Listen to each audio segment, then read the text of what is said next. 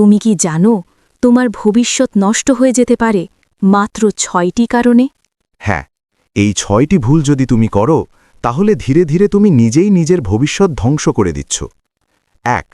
সফলতা নষ্ট হয়ে যায় অলসতা করলে। 2. বুদ্ধি নষ্ট হয়ে যায় রাগ করলে। 3. স্বপ্ন নষ্ট হয়ে যায় ভয় পেলে। 4.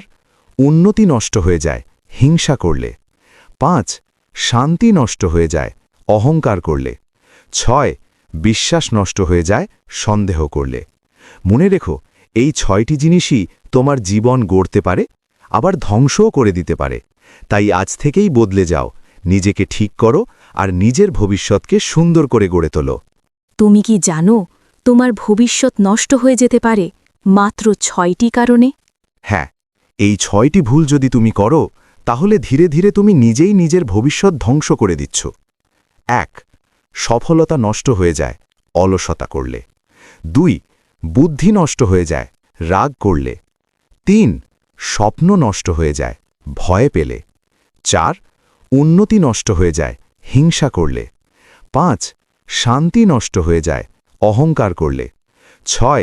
বিশ্বাস নষ্ট হয়ে যায় সন্দেহ করলে। মনে রেখো, এই 6টি জিনিসই তোমার জীবন গড়তে পারে, আবার ধ্বংসও করে দিতে পারে। তাই আজ থেকেই বদলে যাও, নিজেকে ঠিক করো আর নিজের ভবিষ্যৎকে সুন্দর করে গড়ে তোলো।